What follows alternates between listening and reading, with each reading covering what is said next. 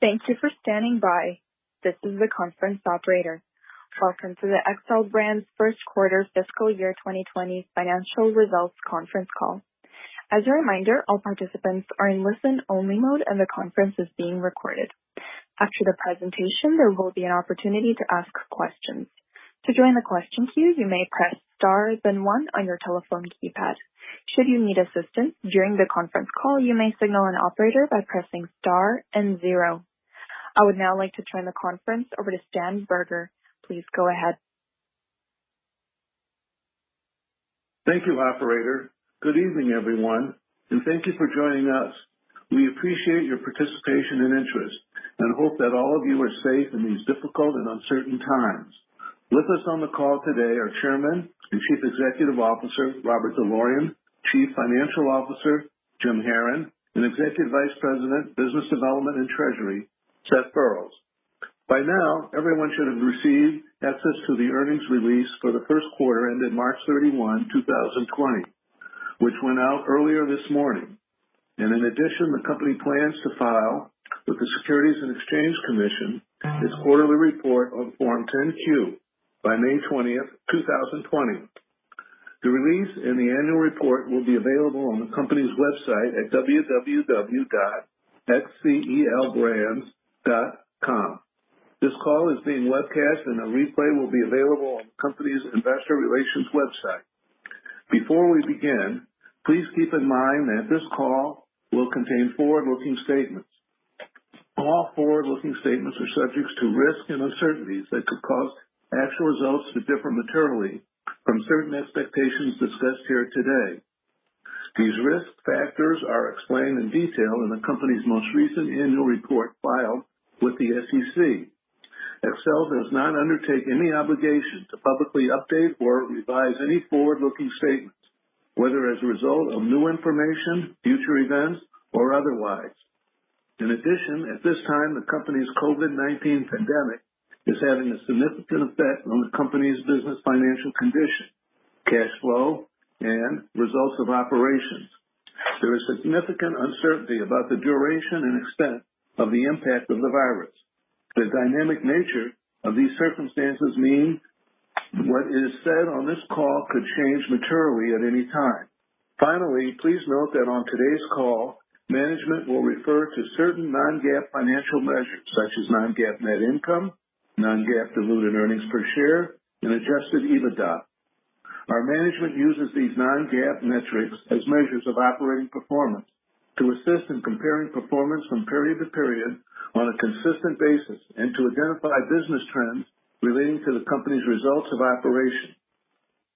Our management team believes these financial performance measurements are also useful because these measures adjust for certain costs and other events that management believes are not representative of our core business operating results, and thus they provide supplemental information to assist investors in evaluating the company's financial results. These non-GAAP measures should not be considered in isolation or as alternatives to net income, earnings per share, or any other measures of financial performance calculated and presented in accordance with GAAP.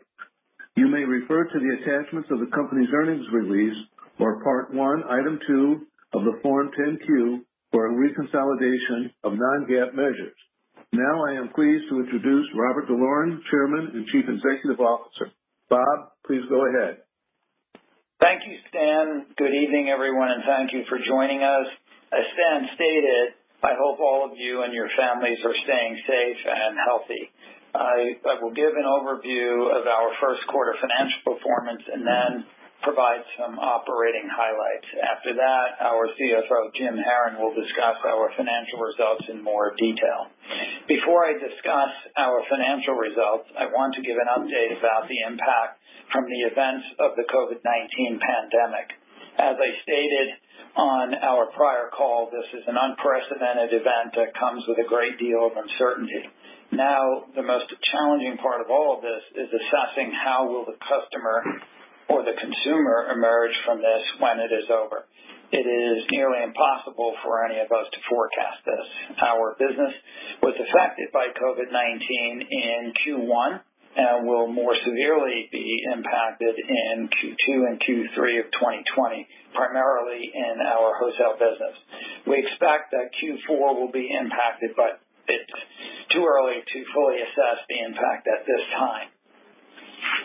As previously reported, we have experienced canceled orders, and in certain cases, goods are not being received by our retail accounts because they closed their distribution centers.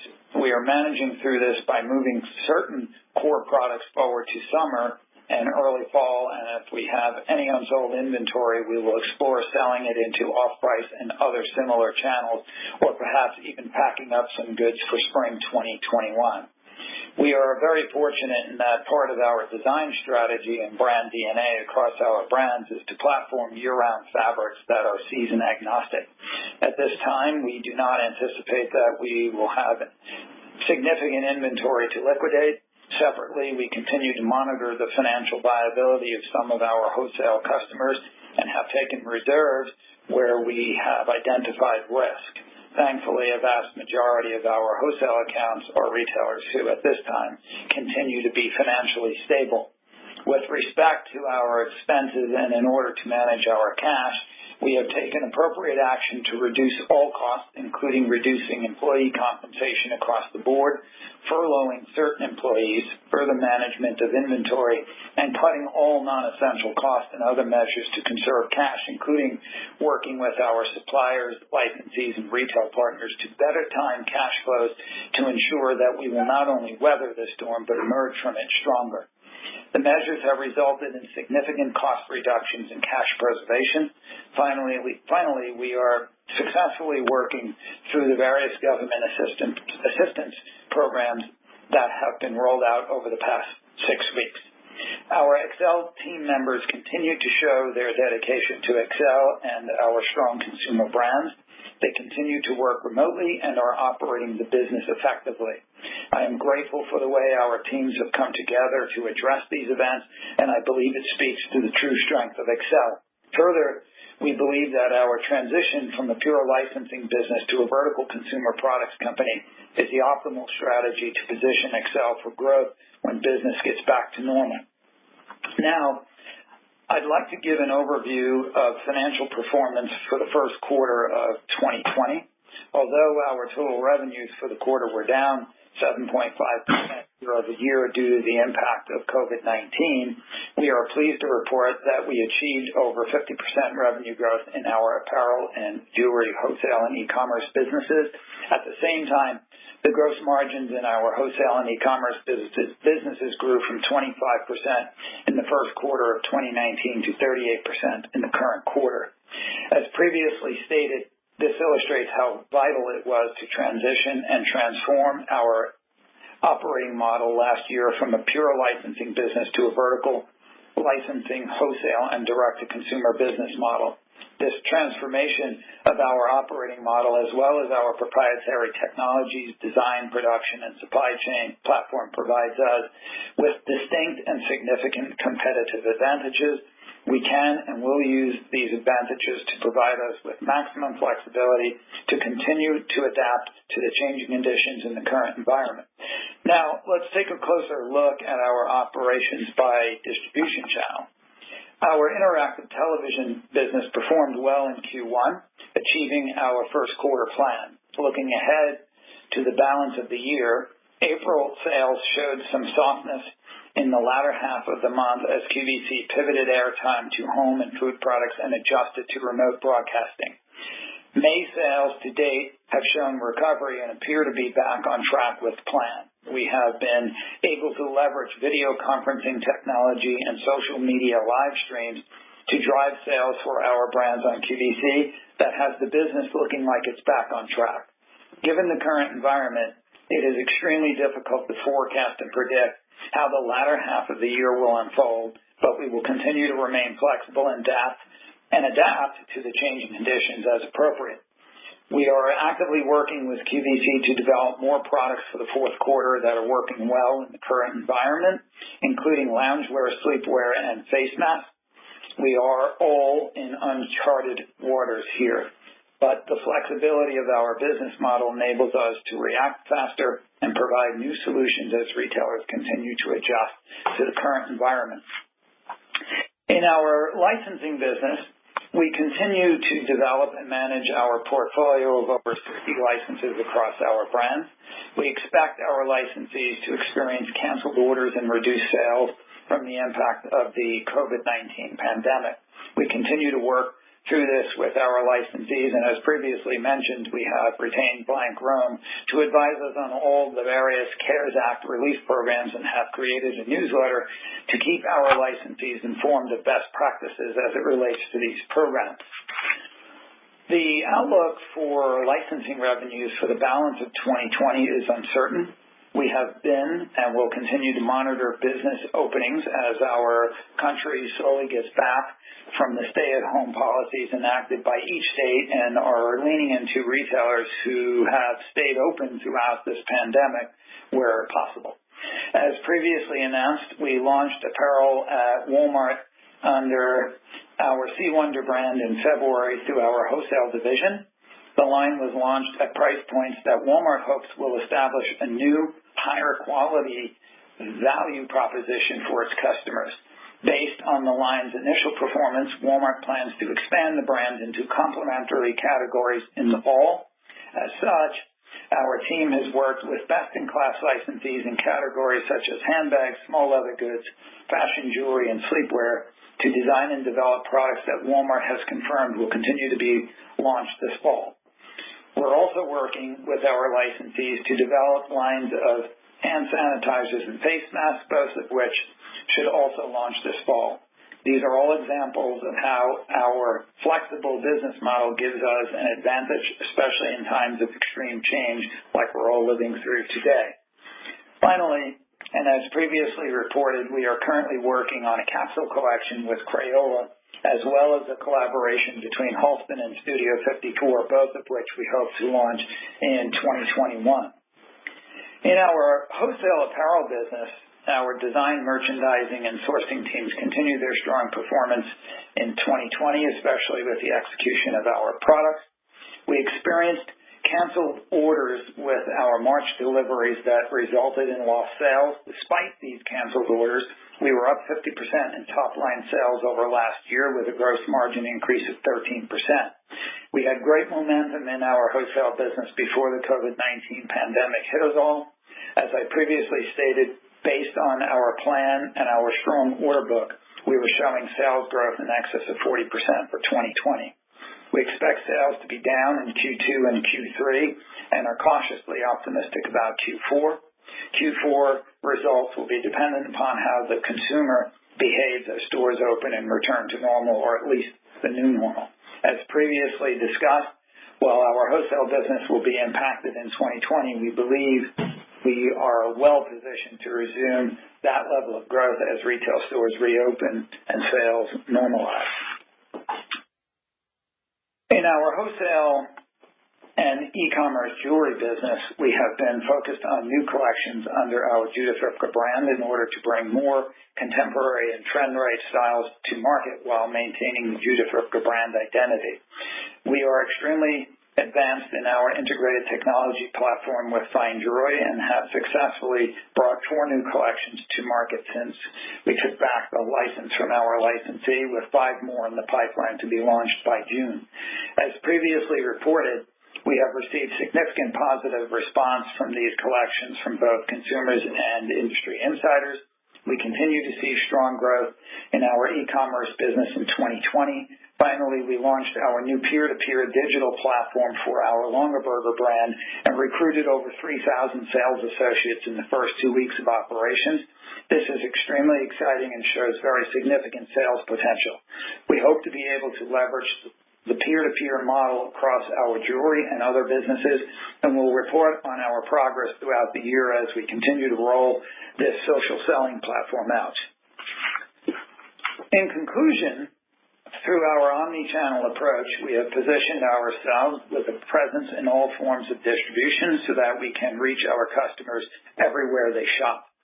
We have also created a highly flexible model that can supply our retail partners through either a wholesale and direct-to-retail model, and with our integrated technology platform can do so faster than many in our industry. Our people, our brands, our flexibility, and our strong balance sheet are our strengths. We are doing everything possible to come through the COVID-19 event so that we emerge from it stronger. Now I'd like to turn the call over to Jim to review our financial results for the quarter. Jim? Thanks, Bob, and good evening, everyone.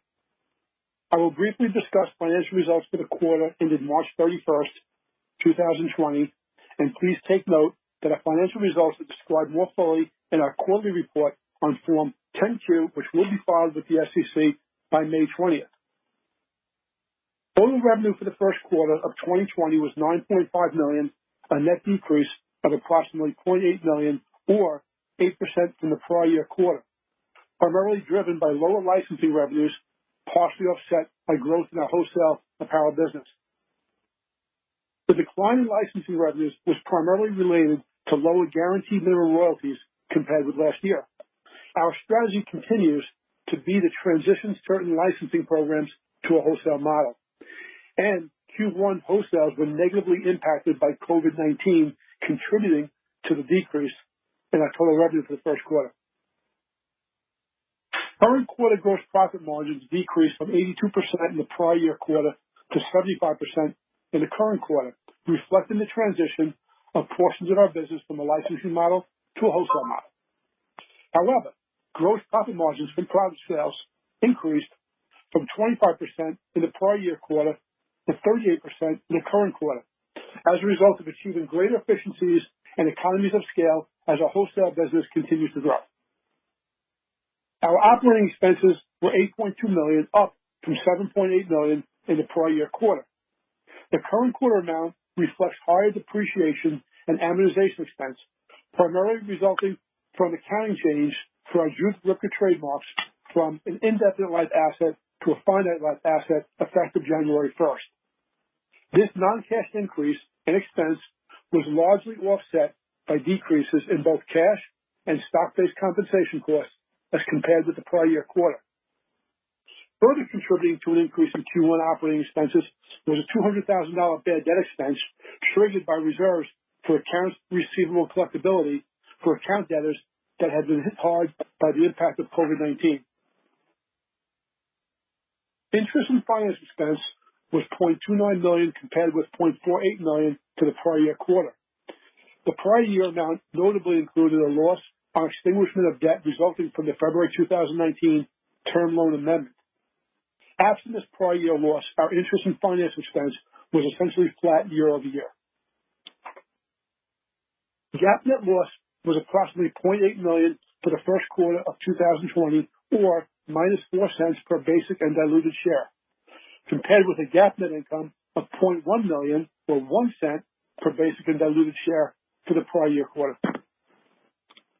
After adjusting for certain cash and non-cash items, non-GAAP net income for the current quarter was approximately $0.1 million, and non-GAAP earnings per share was 0 per diluted share, compared with approximately $1.5 million, or 8 cents per diluted share in the prior year quarter.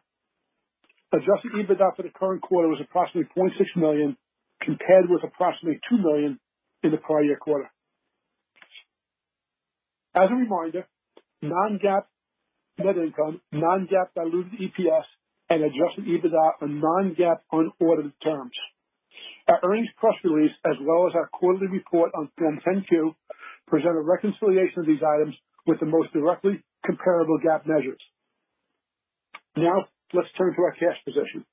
As of March 31st, 2020, the company had unrestricted cash and cash equivalents of approximately $4.2 million, compared with cash of approximately $4.6 million at December 31st, 2019. This $0.4 million net decrease in unrestricted cash was primarily attributable to investments in CapEx, including our ERP system, which is nearly complete, and partially offset by cash flow from operations. There were no debt service payments required in the current quarter due to the recent amendment of our term loan facility in April. Looking at our debt obligations, as of March 31st, 2020, total liabilities were approximately $42.1 million, representing a decrease of approximately $2.6 million since the fiscal year began. The total liabilities at the end of March include $18.8 million of term debt, $0.9 million of contingent obligations, $11.1 million of operating lease obligations, and $6.9 million of net deferred tax liability. Of these amounts, the repayment of the contingent obligation is generally required to be paid in shares of the company stock. As of March 31st, 2020, total current liabilities were $9.3 million, inclusive of approximately $3.4 million of the current portion of long-term debt and $1.8 million of the current portion of operating lease obligations. Our working capital at March 31st, 2020, excluding the current portion of lease obligations, was approximately $8 million, compared with $9.5 million at December 31st, 2019. At March 31st, 2020, our total bank debt, net of cash, was $14.6 million, or approximately 2.5 times adjusted EBITDA for the trailing 12 months. Finally, as Bob mentioned, we are continuing to take appropriate actions to reduce our costs and conserve cash in the light of the current economic environment resulting from the COVID-19 pandemic. We are also taking action to provide additional liquidity and flexibility. As previously reported, last month we restructured and refinanced our senior term debt to allow for reduced principal payments and covenant relief throughout the end of this year. And also in late April, we applied for and received an unsecured, low-interest loan of $1.8 million through the Payroll Protection Program under the CARES Act. And based on how we plan to use the proceeds, we anticipate that most, if not all, of this loan will be forgiven pursuant to the regulations under the CARES Act. And with that, I would like to turn the call back over to Bob. Bob? Thank you, Jim. This concludes our prepared remarks. Operator? We will now begin the question and answer session. To join the question queue, you may press star then 1 on your telephone keypad. You will hear a tone acknowledging your request. If you are using a speakerphone, please pick up your handset before pressing any keys. To withdraw your question, please press star then 2. We will pause for a moment as callers join the queue. Once again, if you have a question, please press star then 1.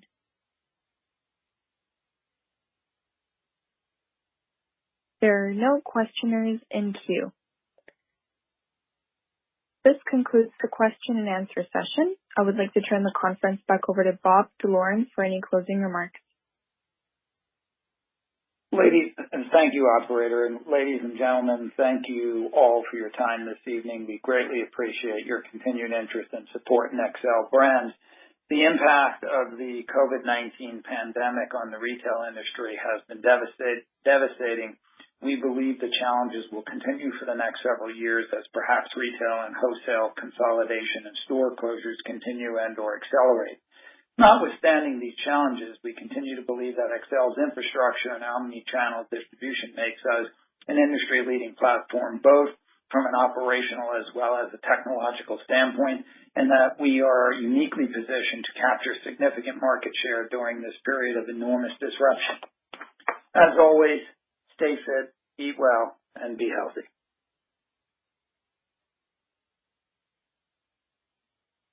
This concludes today's conference call. You may disconnect your lines. Thank you for participating and have a pleasant day.